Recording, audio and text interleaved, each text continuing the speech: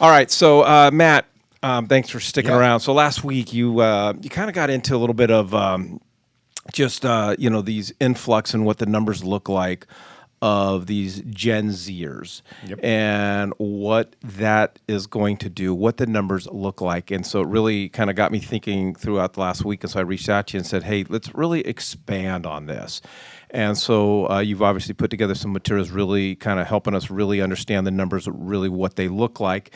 And then I'm going to wrap up of, okay, now that we know that we have potentially X amount of buyers coming into the market over the next decade, what does that mean for our business? So I'm going to let you Let me drive. let you This is drive. amazing. So, a little fancier slide here, as you can see, than just my normal next wave of buyer demand. But yeah, I think what is important to know is who are these categories? Because I think sometimes we're like, what's a Gen Zer again, or what's a millennial or Gen Xer? So this is just the kind of the age in which they were born, or the years in which they were born. Nick, what year were you born, buddy? I'm younger than you, buddy. So you have the Gen Zers and the Gen Y millennials. Those are the same. That's the same category, right? So Gen X 65 to 79. Your Gen millennials, Gen Y 80 to 80. Well, really 80 to 98, and then 99 to 211 or 2011 is your Gen Z. And it's really just good to know, okay, what are we talking about, right? Because when you talk about Gen X, millennials, and Gen Z, these are the three main buckets that still have sort of room to grow in home ownership, if that makes sense. And so this is a 2024 report from NAR about the age of home buyers. And I just thought, again, knowing now kind of the age demographics of where they are, what's the median age, but like what's the percentage of folks? And, obviously Xers are living in they're in that 44 to 58 years old. They're in that sweet home buying phase. And there's 24%. So a good point was, where are you going to go get these opportunities, right? If you're, Nick, and you're a millennial, where do you go get millennials? Where do you go, if you want to work with boomers that are looking to downsize and sort of move into their last home, if you will? Like what are those opportunities, and where are you going to get it? It's This is an interesting slide. This is really good because I have people go, hey, I want to work with retirees.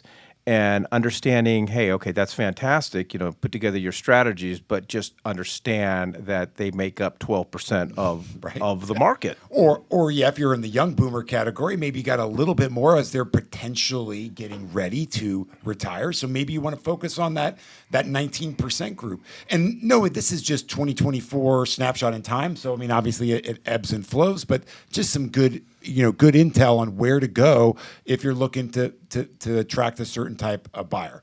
So part of this, this kind of stemmed from this original conversation, but 26% of adult Gen Zers owned a home in 2023, which was little change from 22. Meanwhile, the millennials and the Gen Xers all rose. And that's when I'm like, look at the Gen Xers now, 72% are owning a home. Well, they're in that middle group, right? From 44 to 55. Like that's your sweet spot for owning a home. And that's where you start seeing the highest percentage.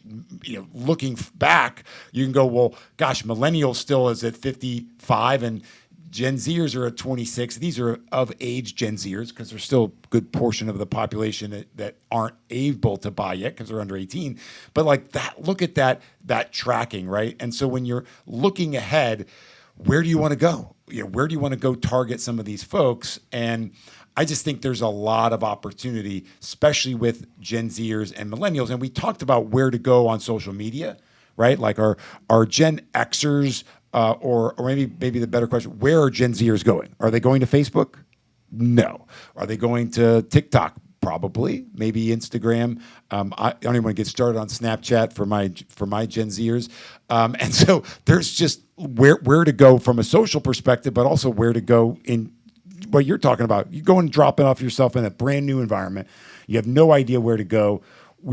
what are your interests? What do you like to do? And if there's other people in your age demographic, maybe I'm a Gen Xer, but I really want to help the Gen Zers. Maybe I need to change where I go, right?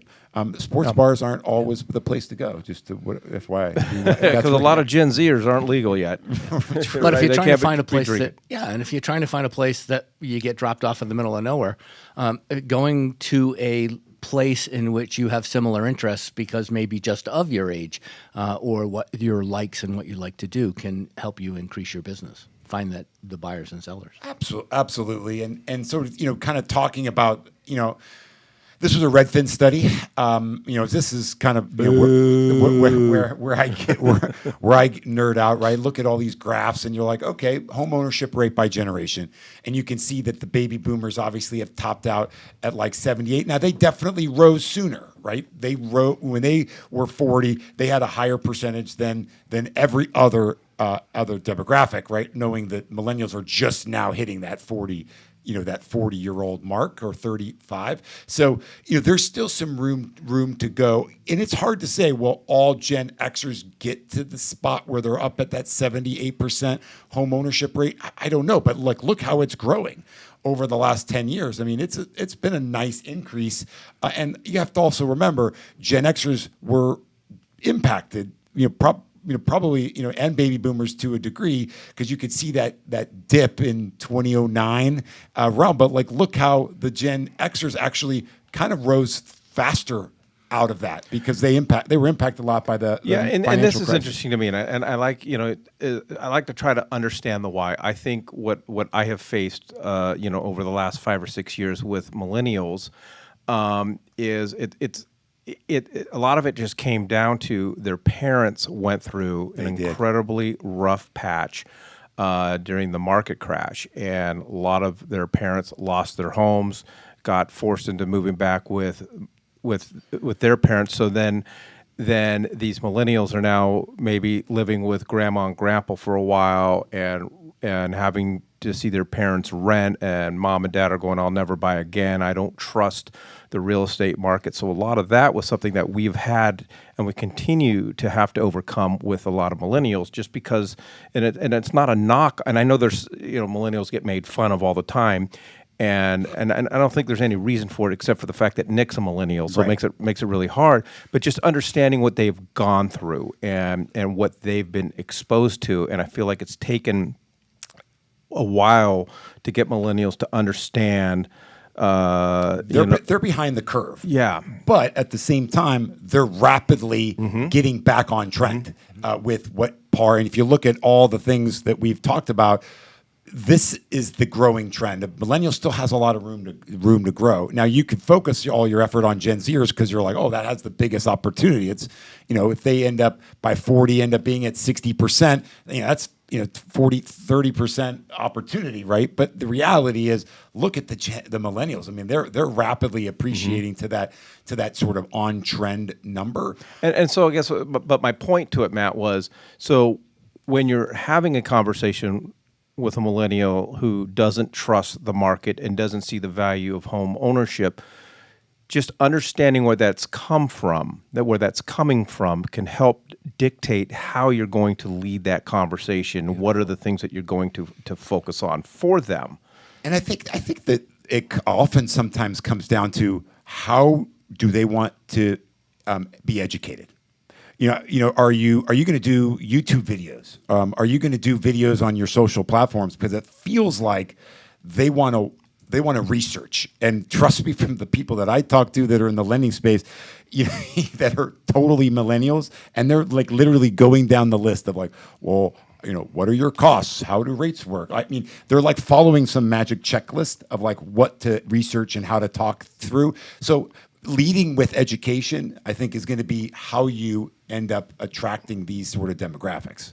I know you guys have a lot to go through, but just really quickly, as the speaker for the entire generation of millennials today, 100%. And I think that's the point. Is we've never focused on demographic of generation that I've seen ever as much as we are right now in 2024. We really truly care about diving into when were you born and what does that mean about you.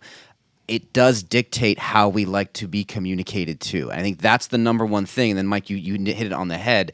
The millennials watched our parents and in your generation, the boomers, go through just a nightmare through a marketplace. And so now we are gun shy. That's why we want as much information as possible so that we do make sure we're making the right decision. But that range is long.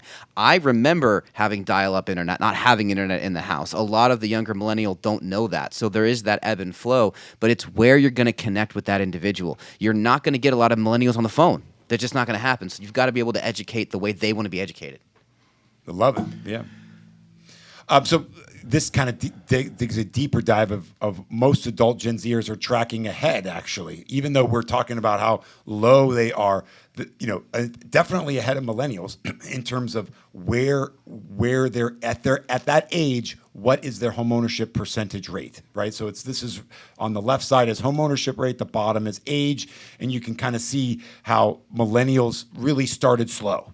And Gen Zers are pacing ahead of that. Now they just cross over because they kind of flattened out a little bit. I think as rates have been a little bit higher, right? The affordability hasn't necessarily been there for some of those Gen Zers because you've got to remember they're not even in their prime earning ages yet. Your typical prime earning age is from 35 to 55. And so they're not there yet. And so just now millennials are sort of hitting their stride, and you can see how rapidly they're merging into that Gen X line from a home ownership rate perspective. And there's really no reason why you can't own a home today with low down payment assistance and all the things that are out there to help you buy. There's really just it's a no-brainer to me. So then, a couple just facts that I had pulled out. 69 million Gen Zers between 12 and 27. So over the next 10 years, if you're modeling the millennials, that's 17 million added to demand. 8 million millennials, not Nick, but about 8 million other millennials are living at home. And as they age, that would bring 0.4 million more in demand.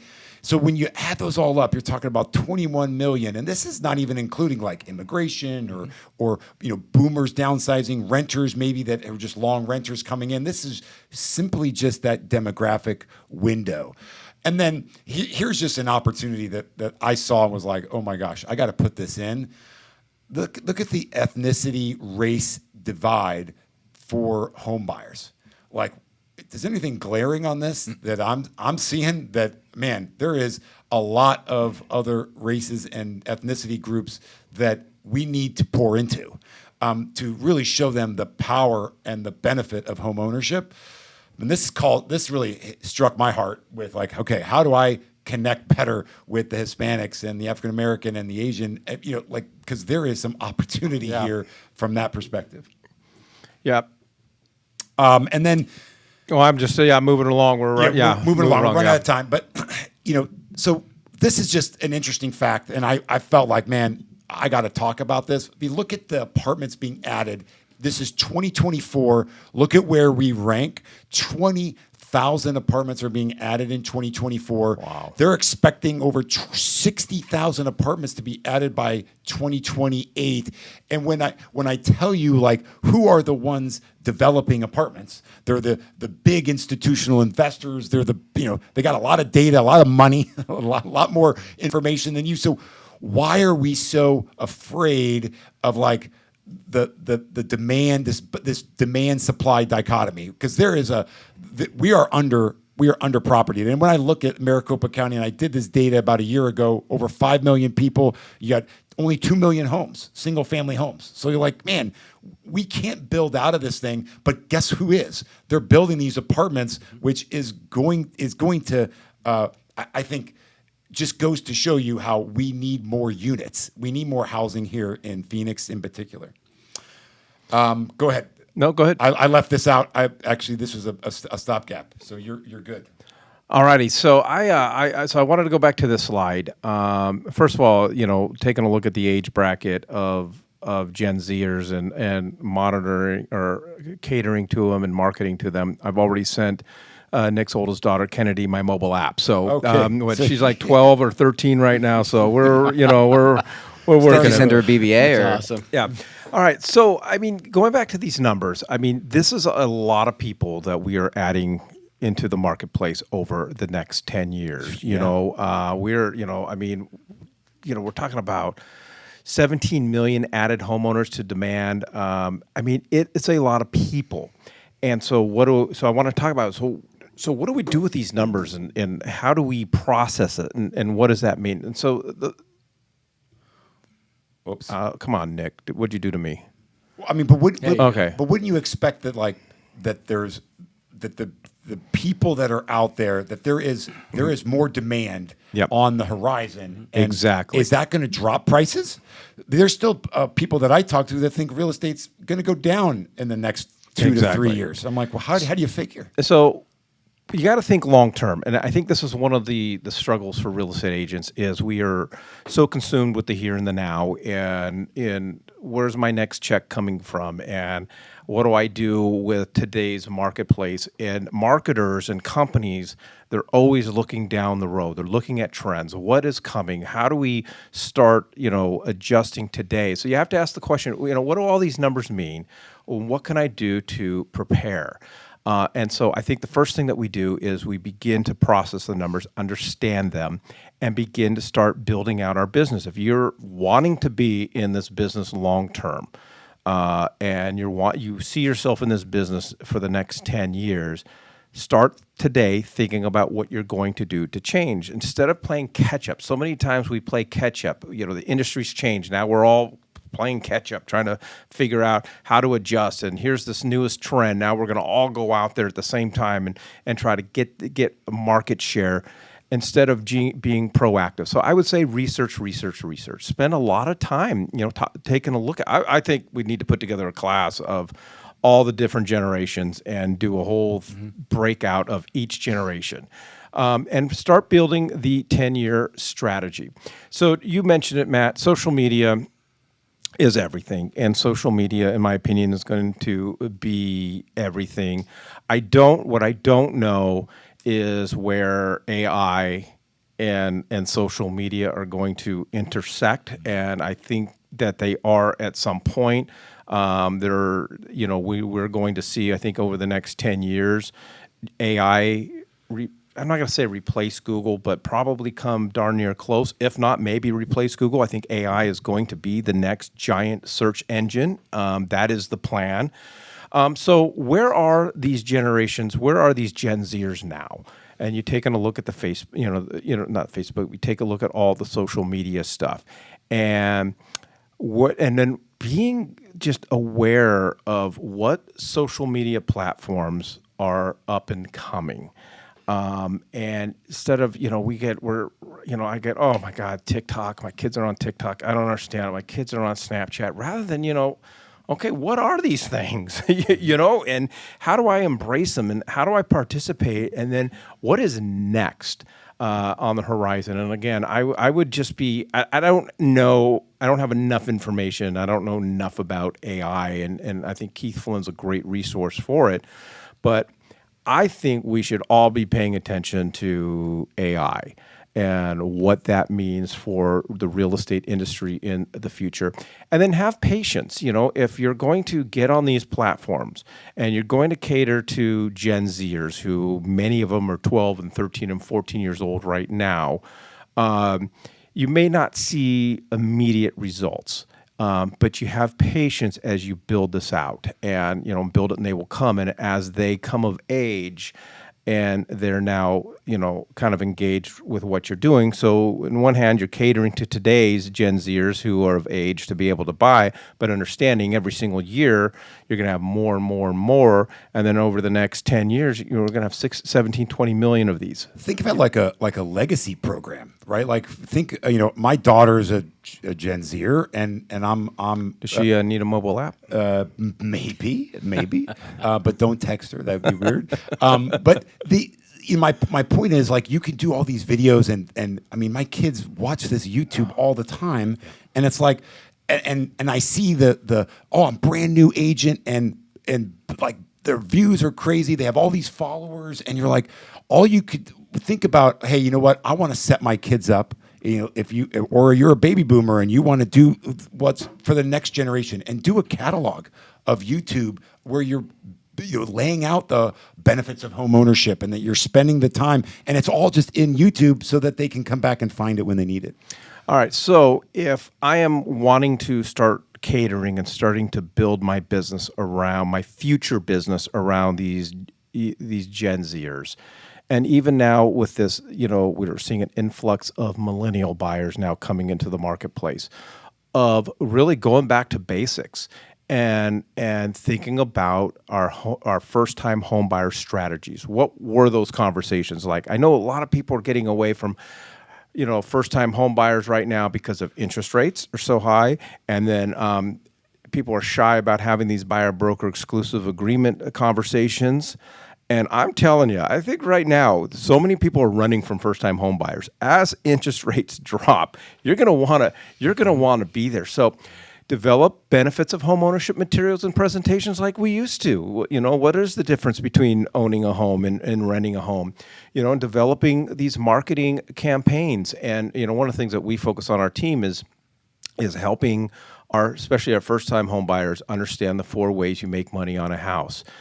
Don't just get caught up in interest rate. You're going to make money on a house when it appreciates. You're going to make money on the house every time you make a mortgage payment. You buy down that principal.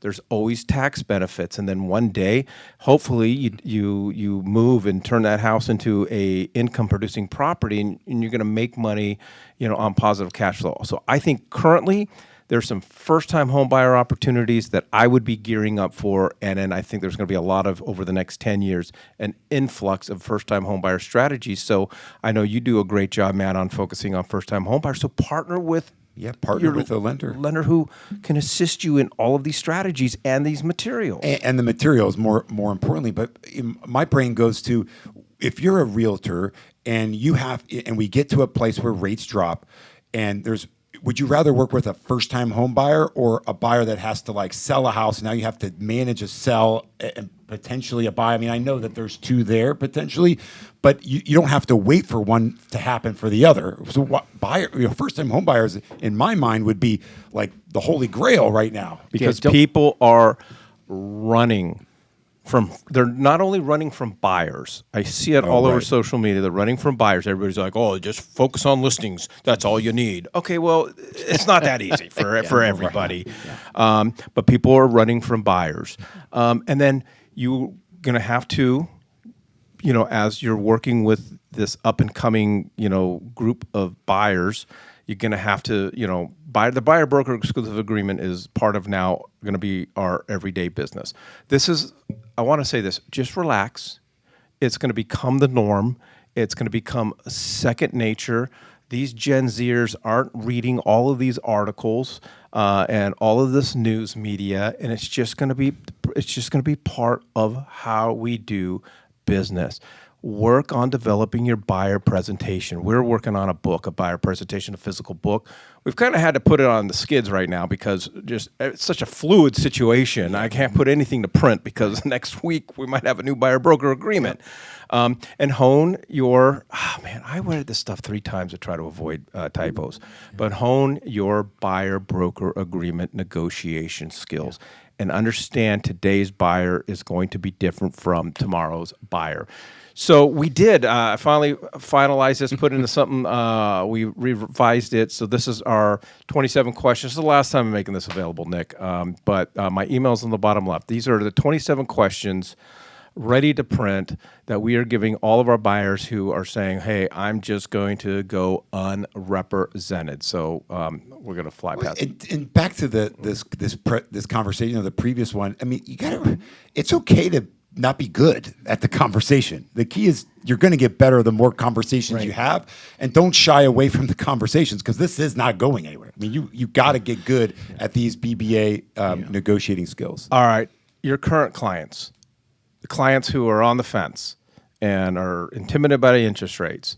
Okay, the numbers that you have shared about the influx of buyers to me speaks, these are the conversations now I'm having with my current clients. It speaks to the strength of the market.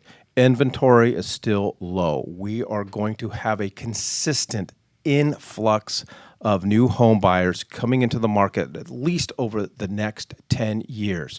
So understand, if you buy now, there are going to be plenty of people to buy your home when it comes to time to sell. There's going to be plenty of renters if you choose to hold on to that house and turn it into an income-producing property, and if you want to go down the real estate wealth building path.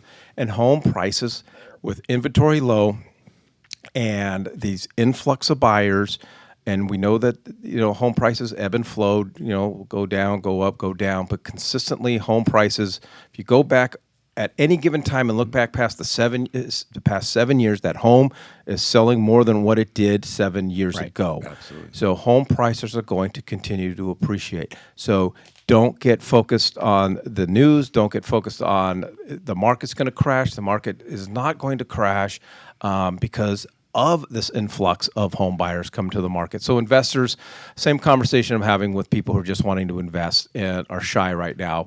Again, the numbers speak to the strength of the market. Home prices are likely to continue to appreciate. Not everyone in the next 10 years is going to be able to buy. Right. Okay. These are the 10 to 17 million. These are the people who might be able to buy. The millions and millions of additional Gen Zers who are not going to be able to buy provides a tremendous pipeline of potential renters. So buy today at today's prices and terms, and I'm just telling them, buy as many as you can. So, all right, yeah. So Matt, thank you. You got it. It's good stuff, Matt. All right. So, Todd, you mentioned earlier something about minutes and seconds and so forth. Yeah. So here it is. Every day you have 1,440 minutes. Minutes are your dollars. Invest your time wisely. Appreciate everybody joining us today. Go out and sell a home.